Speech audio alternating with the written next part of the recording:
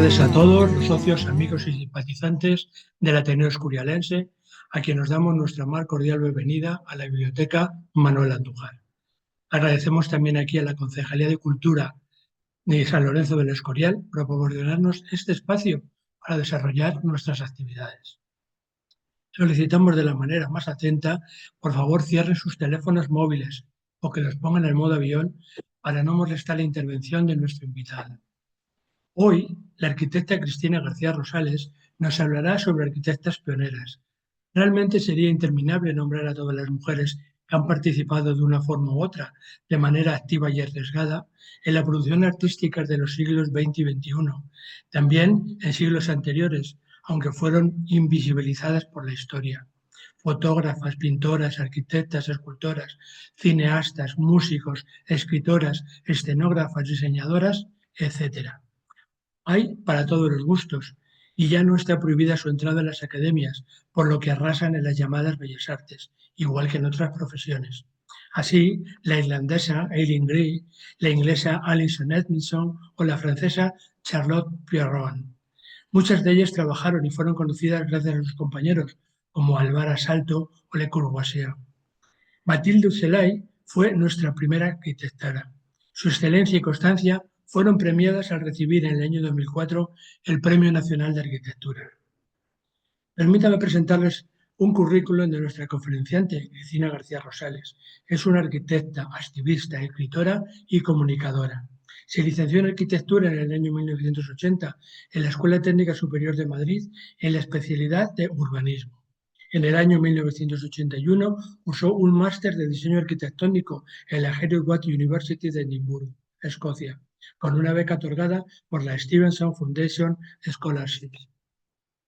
Fundó, junto con Ana Estirado Gorría y otras 3 arquitectas, la asociación La Mujer Construye, proyecto cultural y colectivo con una reflexión sobre la función social de las arquitectas plenamente vigentes. Tras haber participado en 1994 en un curso celebrado en Toledo en el marco del Seminario Permanente Ciudad y Mujer.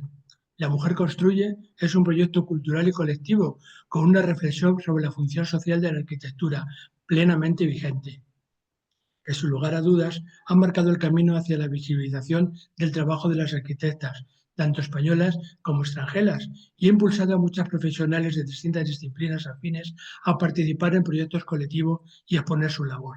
Fundó un estudio arquitectónico que compagina con su trabajo como presidenta de la asociación desde 1997, La Mujer Construye, y su labor como escritora. En esta última faceta ha publicado muchos artículos sobre arquitectura y urbanismo, ensayos, libros y uno de ellos como coautora junto al filósofo Manuel Penela titulado Palabras para indignados. Cristina García Rosales es una arquitecta comprometida con la visualización de las mujeres en todos los ámbitos de la arquitectura y la arquitectura social. Ha impartido conferencias en universidades españolas y extranjeras, ha escrito textos y editado libros de ponencias.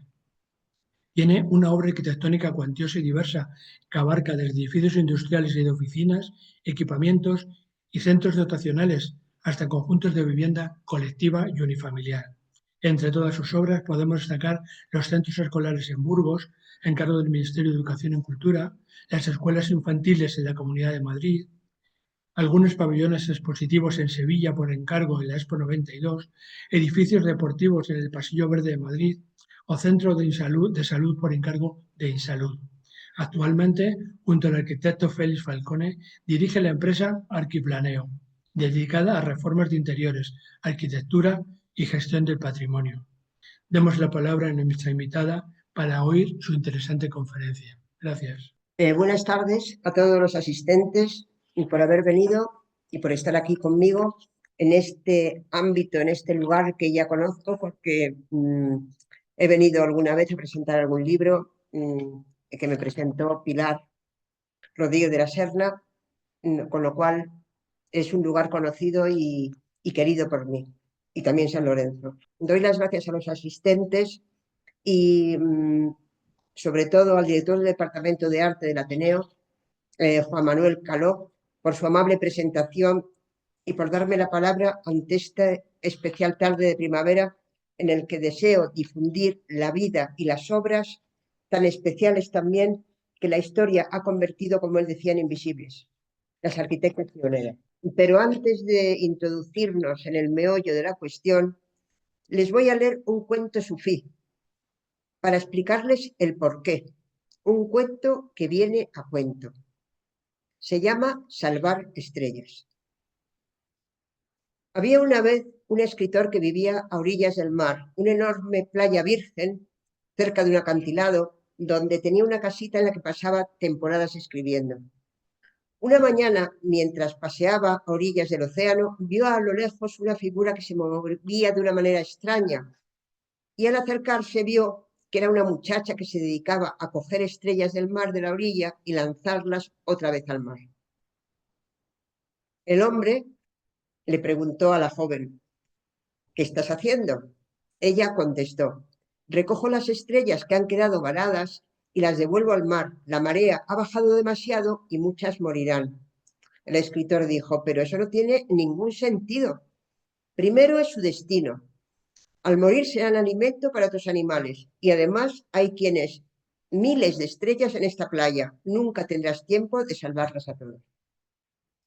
La joven le miró fijamente y le dijo: para esta sí tiene sentido. El escritor se marchó un tanto desconcertado. Esa tarde no tuvo inspiración para escribir y en la noche no durmió bien. Soñaba con la chica y las estrellas del mar por encima de las olas. A la mañana siguiente corrió a la playa, buscó a la muchacha y la ayudó a salvar estrellas. Aquí los tienen. Las mujeres nos hemos pasado la vida salvando estrellas y convenciendo a los demás que estrella a estrella se puede conseguir un universo entero. Decía Ortega y Gasset que cuando en un mosaico falta una pieza la reconocemos por el hueco que deja. Lo que de ella vemos es su ausencia. Su modo de estar es faltar. Por lo tanto, es estar ausente. La mujer, como ciudadana de pleno derecho, desde Grecia y Roma, donde, como todos saben, surge el concepto de la ciudadanía, ha estado la mujer ausente en el ámbito público y, por tanto, en el diseño de las ciudades y de las viviendas. Lo que hemos percibido es la presencia de su ausencia. El acceso femenino a la universidad es, junto con el movimiento de la liberación de la mujer, la invención de los anticonceptivos y los electrodomésticos, un elemento básico para que en el mundo occidental las mujeres fueran poco a poco participando activamente en la vida colectiva y profesional. Este cuadro que ven ustedes aquí se llama Las estudiantes y es del pintor Rafael Pellicer, más o menos de los años 1940. En España, así como en otros países, las dificultades fueron muy grandes, pero si bien en la Segunda República se consiguen grandes avances y éxitos con la promulgación de la Constitución de 1931, que entre otras cosas legaliza el divorcio, la guerra civil y la dictadura de Franco suponen un enorme retroceso en los derechos de la mujer y se las recluye durante este largo periodo en cárceles físicas y simbólicas, ya que le es robada la libertad de vivir, la libertad de ser. El 6 de diciembre de 1978, el pueblo español ratifica la actual Constitución española, aprobada por las Cortes, y se establece la igualdad formal entre hombres y mujeres. A partir de entonces se inicia una etapa que llega hasta el momento actual. España no hace sino continuar una evolución natural comenzada en Europa y Norteamérica a principios del siglo XX y que nuestro país había dejado en suspenso. Tradicionalmente, sin embargo, como todos sabemos, la arquitectura ha sido una profesión masculina. La mujer era relegada al interior, a la artesanía, a la domesticidad, a lo privado. No existían vocaciones universitarias, entre otras cosas, porque no se les permitía el acceso a las aulas. La ciencia, la construcción, la filosofía, el arte, la sociología o la política, es decir, las áreas que implican una salida de la esfera doméstica, estaban dominadas por los hombres. Rita Levi Montalcini, que algunos conoceréis, Premio Nobel de Medicina de 1986, cuarta mujer en recibir el Premio Nobel junto al bioquímico Stanley Cohen por su hallazgo del factor de crecimiento nervioso NGF, en su autobiografía titulada burlonamente Elogio de la Imperfección, dice: resulta inaudito que la presunta diferencia de las capacidades intelectuales entre los sexos masculino y femenino de nuestra especie se deba al hecho de que el individuo tiene, en el primer caso, es decir, el masculino, un cromosoma X y un cromosoma Y, y en el segundo, dos cromosomas X. Esa es la diferencia. A principios del siglo XX, como digo, es cuando la sociedad occidental irrumpe un nuevo modelo de mujer definido por su incorporación a sectores culturales y profesionales casi nunca pisados por ellas. Compañeras de viaje de las vanguardias, generosas y entusiastas, aparecen las arquitectas pioneras, coincidiendo, por fin, con su acceso a los espacios de formación, es decir, a la universidad, o a lo que podríamos llamar los espacios del saber. Voy a hacer un corto recorrido por la arquitectura diseñada por varias mujeres en diferentes países. Nunca las mencionaron cuando yo desde luego estudié la carrera. Pertenecen al mundo invisible, están invisibilizadas y es importante que las arquitectas actuales busquemos referencias en ellas. Por eso nosotras, a través de la asociación que mencionó Juan Manuel, estamos intentando reivindicar a este tipo de mujeres y para poder referenciarnos en ellas. En España, no sé si la conocen ustedes, hay una primera arquitecta, la primera que terminó su carrera en 1936, 2 días antes de estallar la Guerra Civil, por cierto, que ganó el Premio Nacional de Arquitectura en el 2004. En nosotras, en nuestra asociación, la apoyamos porque ni el Colegio de Arquitectos ni los institutos de la mujer, nadie quería apoyarla porque era mujer. Entonces nos pidieron un aval, dijimos que sí y finalmente conseguimos que fuera otorgada el Premio Nacional de Arquitectura. O sea, eso es un orgullo para nosotros. Los reconocimientos, por otra parte, le vinieron un tanto tarde a esta singular e inteligente mujer, aunque ella no creía en más medallas que el bienestar de las personas que habitan dentro de sus edificios. Termina la carrera, como digo, en el 36 y lo hace de una manera natural. La noticia de que una mujer ha recibido el título de arquitecto circula por todos los medios. Algunas de sus amigas estudian filosofía, estudian farmacia, estudian magisterio. En esa época tan difícil, cuando menos, ¿no?, que pasó estudiando en esos míticos años 30 en la Escuela de Arquitectura de Madrid, a pesar de algunos inconvenientes menores, como el carecer de aseos de mujeres que no tenían. Luego ya cuando yo empecé la carrera, que fue más tarde, obviamente, tampoco te creas que había un aseo abajo para mujeres. Luego se fueron haciendo, pero abajo había uno. Los demás pisos, ninguno. Fue muy amiga de Chueca Goitia, que ustedes conocerán, de Félix Candela, y a pesar de lo inusual de su situación, siempre gozó el mayor respeto entre sus compañeros y entre sus profesores. Su asignatura preferida, proyectos de arquitectura. Ella había pertenecido en su infancia, había vivido dentro del ambiente culto de su familia, liberal y progresista, y su asistencia fue muy importante al Instituto Escuela, que ven ustedes ahí en esa imagen, que luego es ahora el instituto, me parece que americano, que está en la calle Miguel Ángel, que por cierto fue el continuador del Instituto Libre de Enseñanza General de los Ríos. Como digo, 2 días antes de que estallara la Guerra Civil, terminó su carrera y fue homenajeada en el Colegio de Arquitectos, acto al que acudieron destacadas figuras de la República como Amós Salvador. Y este hecho, junto con su afiliación republicana, hizo que una vez terminada la carrera fuera depurada y condenada en consejo de guerra a la inhabilitación para ejercer cargos públicos de por vida y para ejercer su profesión durante 5 largos años. Sin embargo, es verdad que algunos de sus amigos pudieron firmar los proyectos que ella diseñaba, como por ejemplo Chucagoitia. A pesar de todas las dificultades y prohibiciones, Matilde mantuvo una actividad profesional continuada durante más de 40 años. Ejerció su profesión en un momento tremendamente difícil, inmersa en un contexto social de la época franquista en que las mujeres se veían confinadas dentro del ámbito privado y forzadas a cumplir roles exclusivamente domésticos y familiares.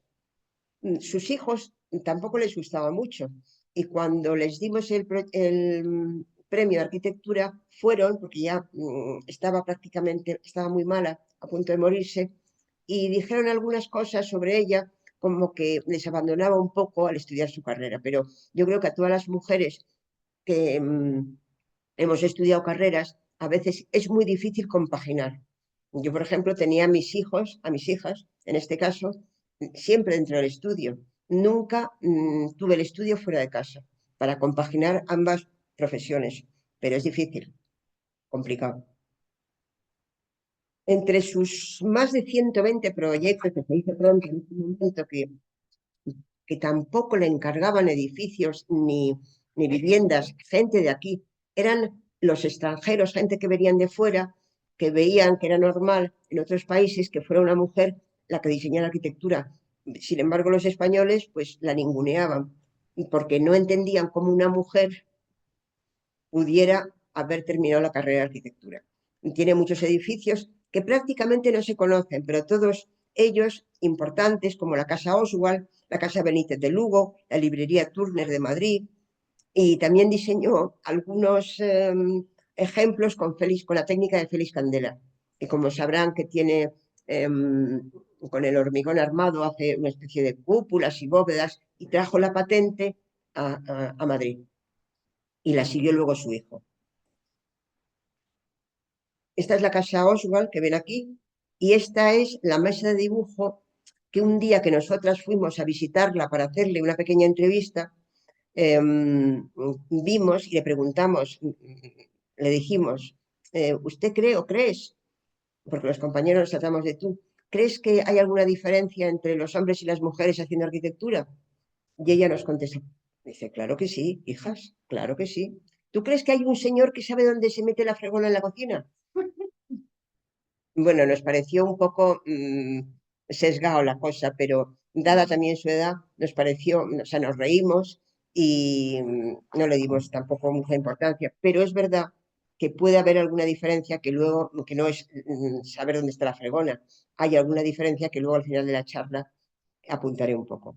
Bueno, estas son algunas de sus obras, de sus viviendas, que son casi todos chalés en Puerta de Hierro y en Aravaca y en Pozuelo.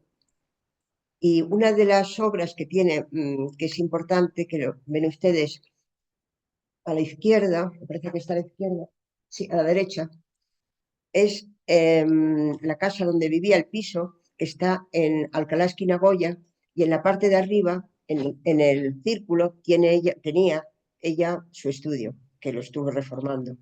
El edificio es súper bonito, es precioso, ¿no? No es de ella, pero ella lo reformó por dentro.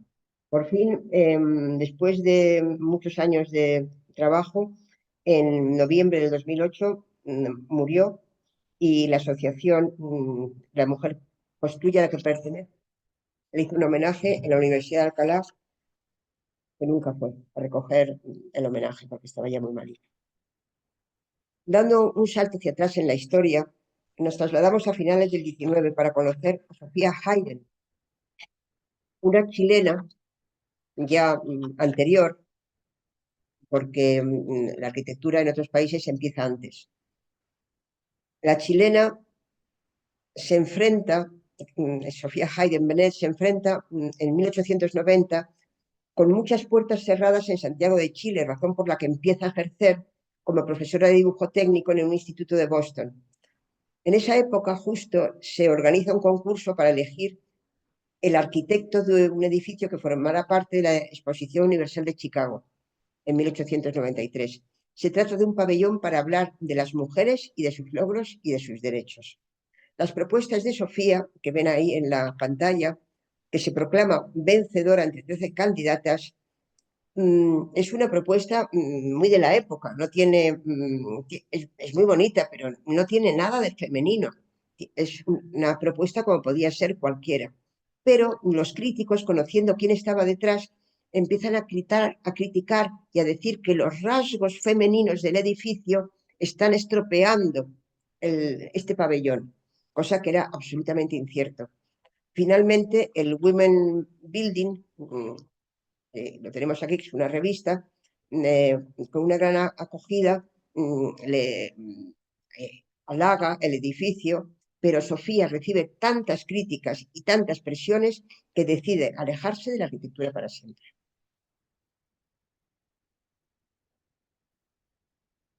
Otra de las grandes arquitectas hemos visto hasta ahora, Matilde Ucelay, que es española, Sofía Hayden, que es chilena, y otra de las grandes de medio del siglo XX, de principios del siglo XX, es la irlandesa Eileen Gray.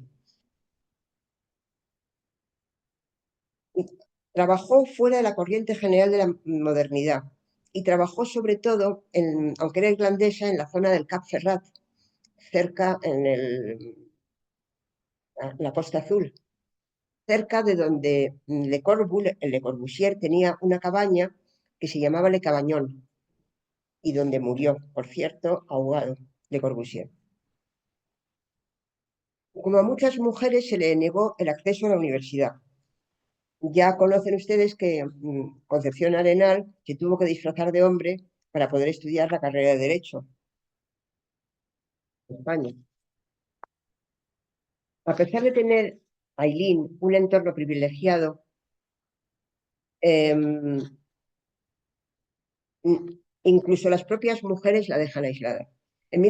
Eso es una cosa como muy corriente. O sea, tú estás intentando abrirte camino y tus propias amigas te dejan un poco aparte. En 1913 se consolida su reputación como representante del movimiento Art Déco, luego de su exposición en el Salón des Artistes Décorateurs en París. En 1919 le llega el primer proyecto integral que diseña las paredes, la decoración, la iluminación y hasta el mobiliario y las alfombras. La obra más importante de Eileen Gray, y que todos, por lo menos dentro de la profesión, conocen, es la Casa E1027, que tiene este curioso nombre porque representa un código numérico resultante de combinar sus iniciales. Ella trabaja y realiza la vivienda, que es una vivienda al borde del mar, con su pareja Jan Bodovici. Y la casa se llama así por el código numérico, E por Aileen, 10 por la letra J de Jan Badovici, 2 por la B de Badovici y Gray el 7, o sea que es la E1027, que todo el mundo la conoce así. Ahí van a descansar, fíjense qué bonita es, ¿no? Parece un barco. Y iban a descansar y a contemplar el paisaje, y ahí se bañaba y nadaba.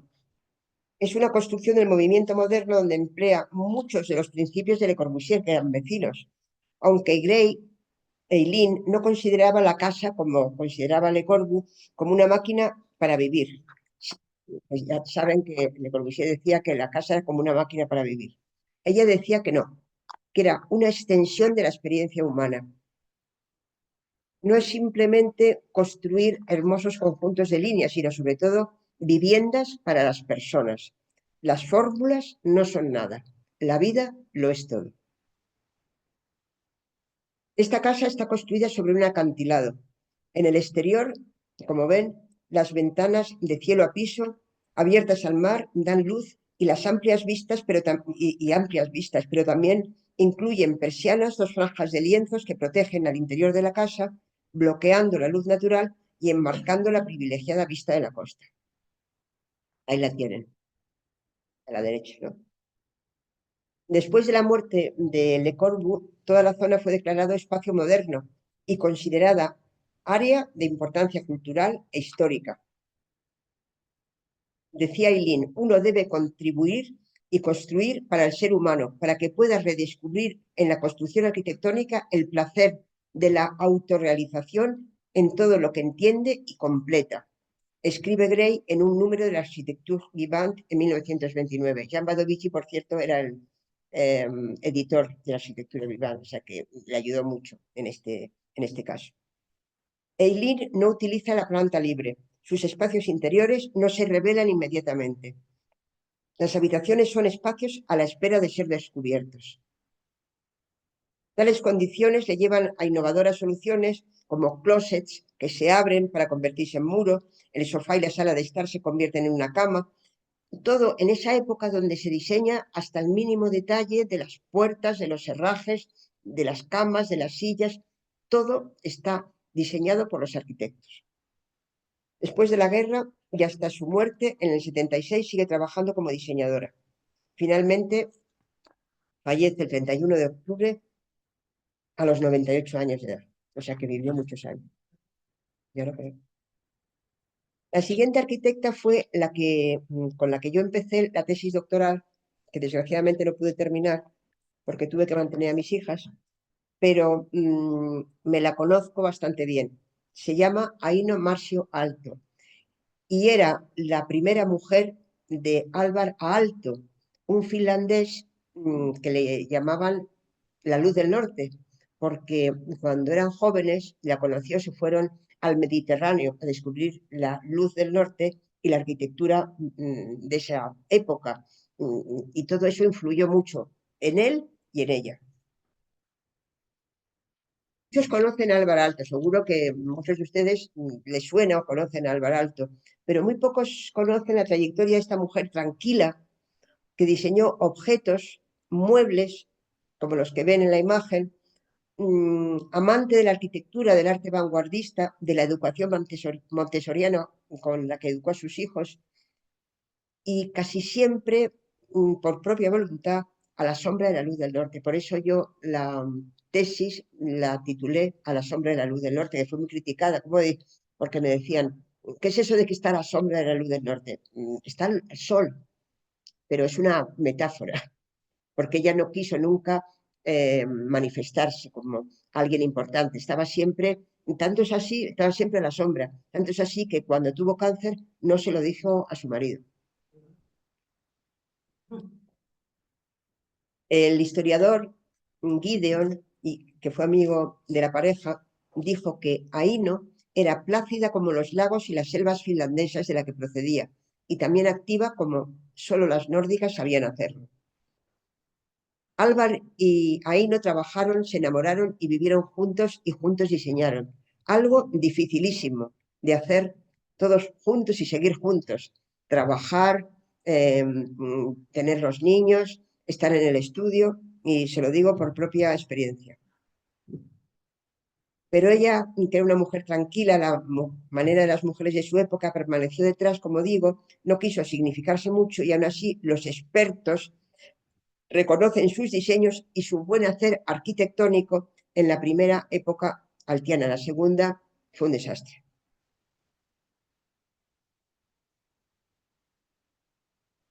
Aquí tenemos a Álvar y Aino, y ahí al fondo está la Villa Mairea.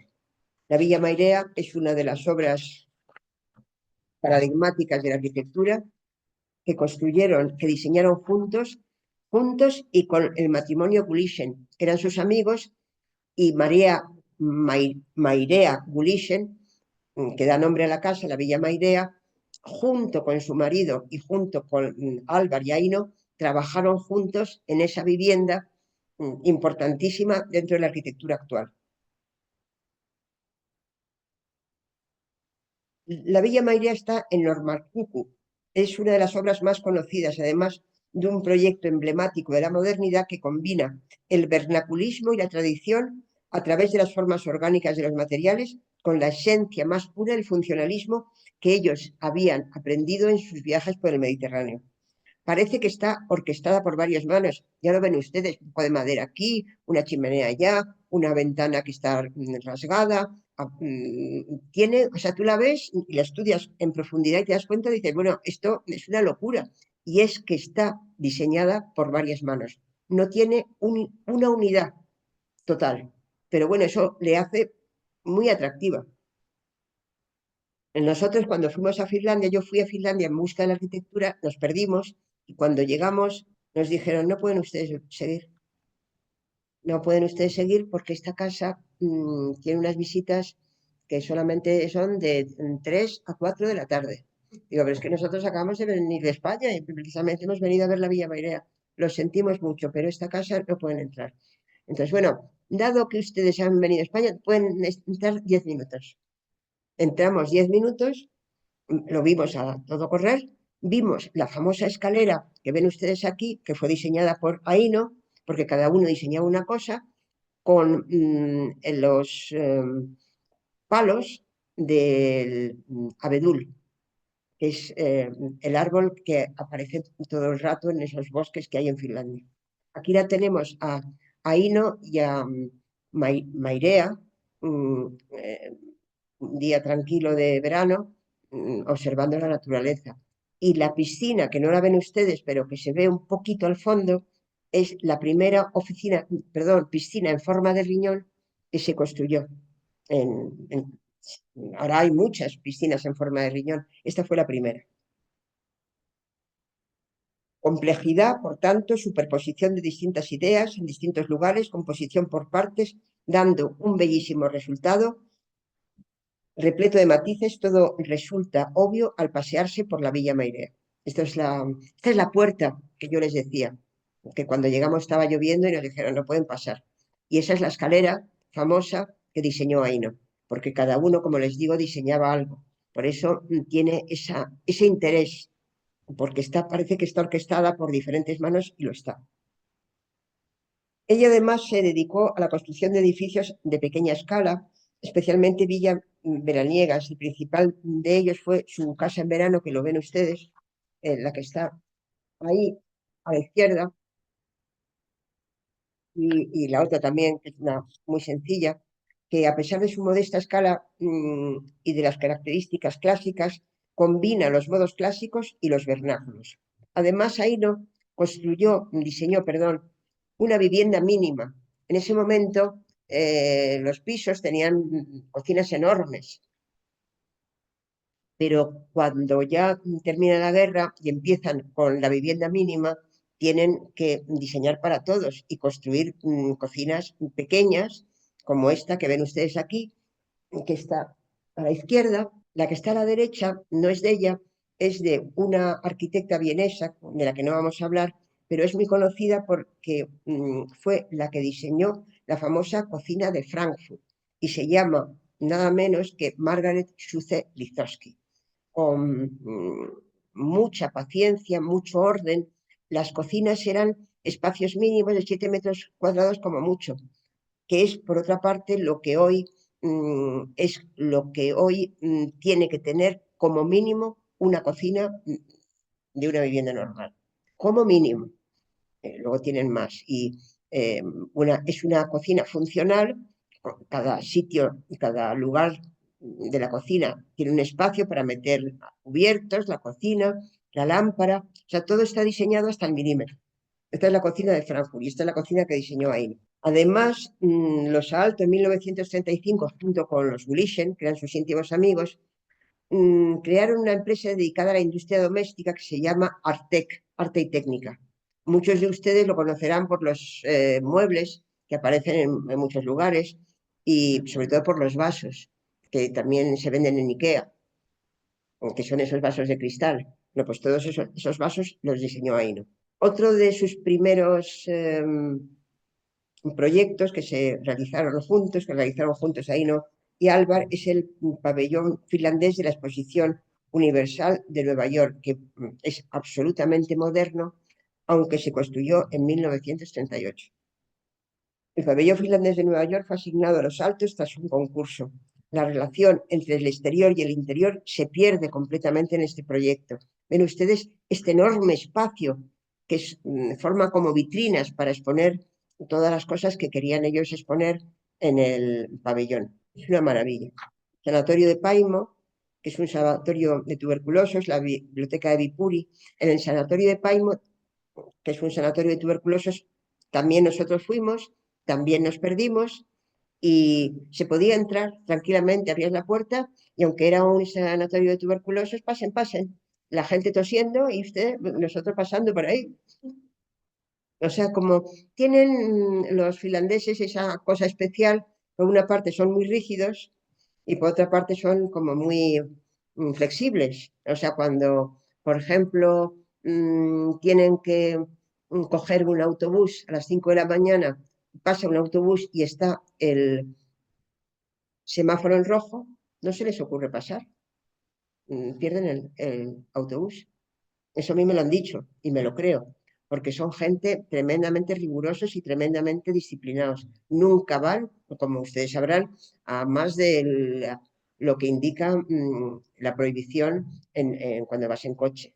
Y sin embargo, entras en el sanatorio de Paimo, que es un sanatorio de tuberculosis, y te dejan pasar, como si no te pudieras contagiar. O sea, tienen esa especie de mezcla, por una parte rígidos y por otra parte flexibles. A mí el carácter de los finlandeses me parece un poco demasiado.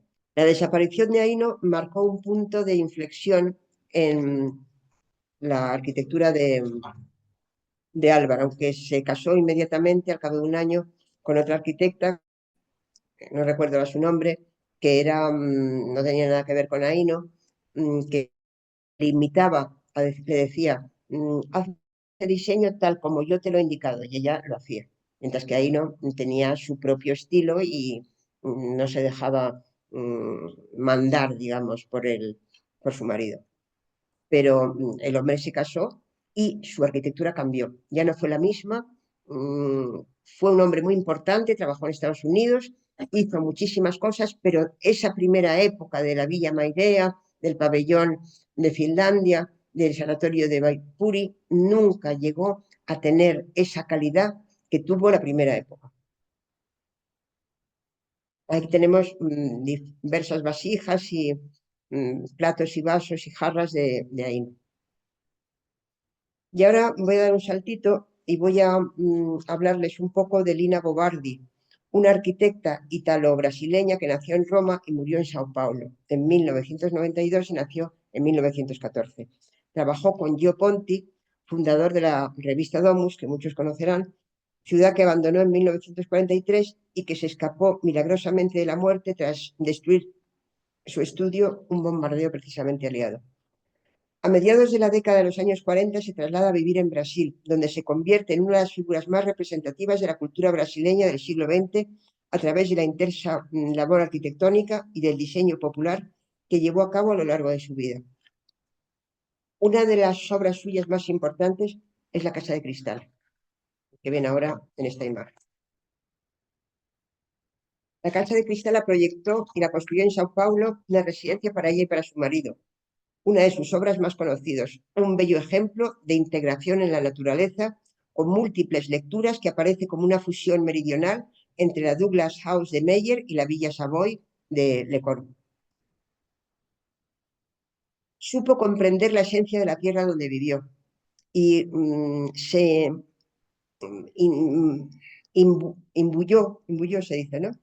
Del espíritu mediterráneo, por otra parte, llegado al trópico, es decir, una mezcla entre lo mediterráneo y lo tropical, para crear a través del entendimiento de este entorno que del primer contacto le conmovió. Una arquitectura marcada por un equilibrio poético entre la parte natural del ser humano y la parte humana de la naturaleza. Otro de sus proyectos muy conocido es el Museo de Arte de Sao Paulo, seguramente su obra más importante y le que ha llevado a ser considerada como uno de los arquitectos más importantes de Brasil.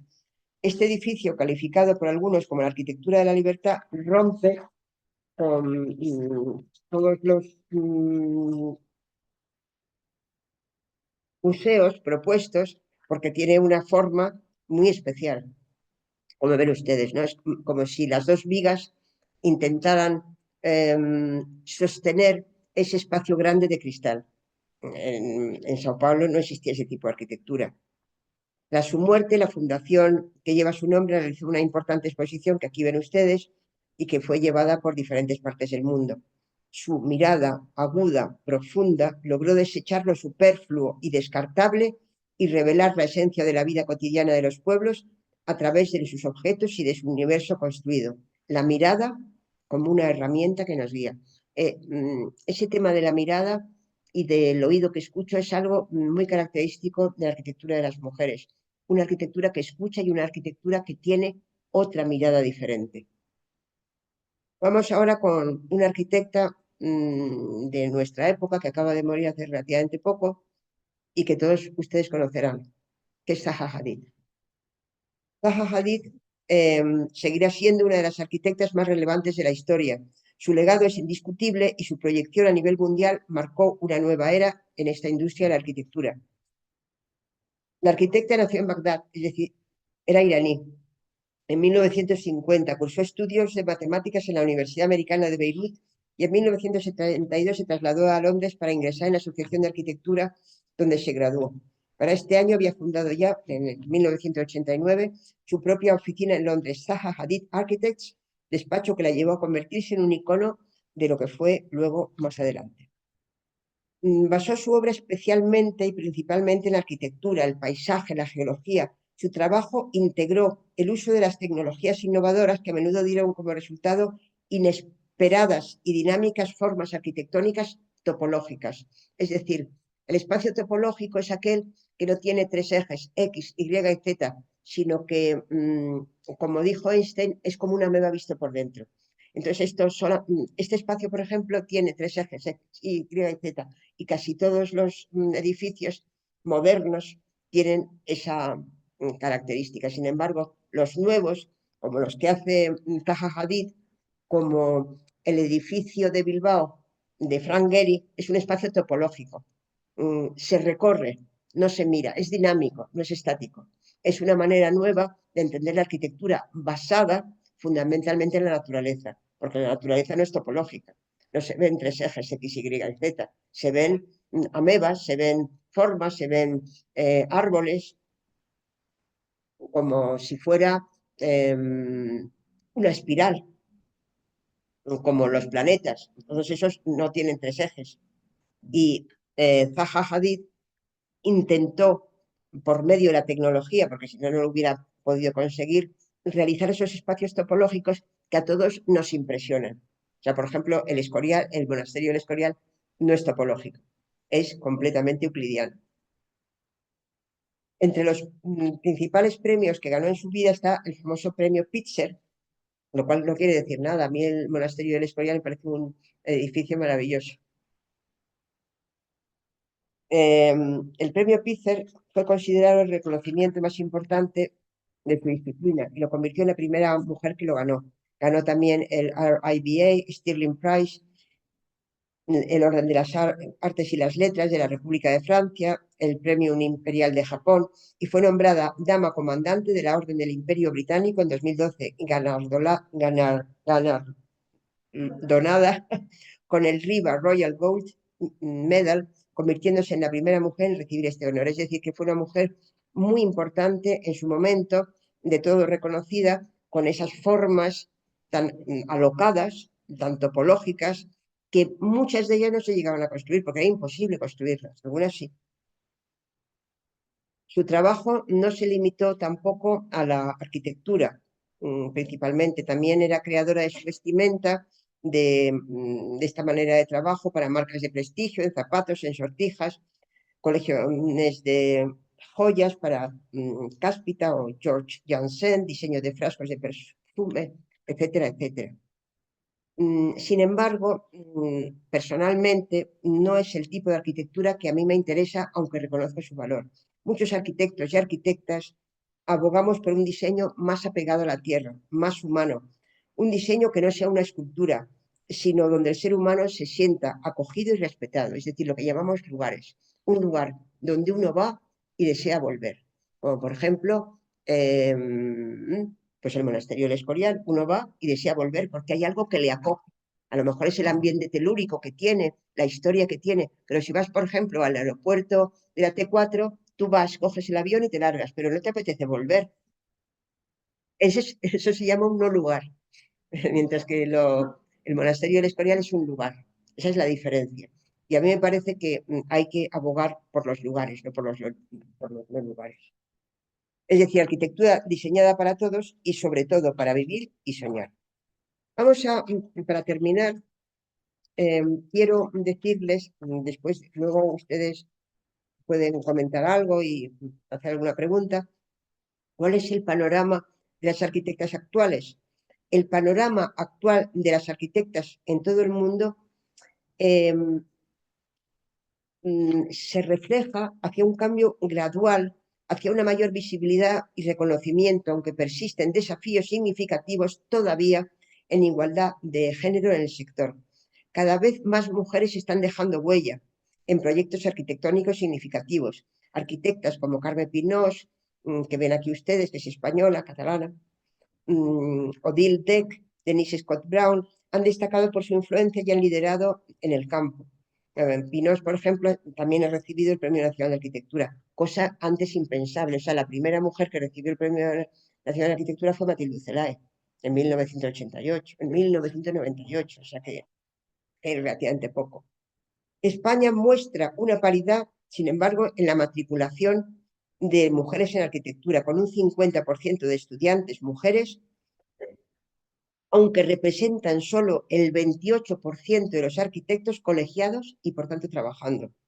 Mientras que en Europa la proporción de estudiantes de arquitectura mujeres representa un poco más del 50% de los estudiantes de arquitectura, mujeres arquitectas trabajando ronda el 35%, un poquito más que en España, reflejando avances, pero también la persistencia de brechas de género en el campo. Es decir, que las mujeres cuando están estudiando la carrera pues estudian más que los hombres en el sentido de que hay mayor proporción y que además sacan buenas notas y que es una profesión muy ligada a las mujeres.